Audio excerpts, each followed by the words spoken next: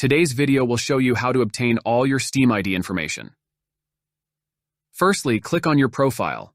There is two ways to obtain your Steam IDs.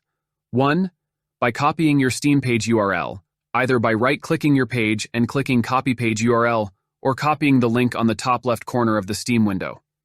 Second method is by clicking your Steam name, top right corner of screen, then Account Details.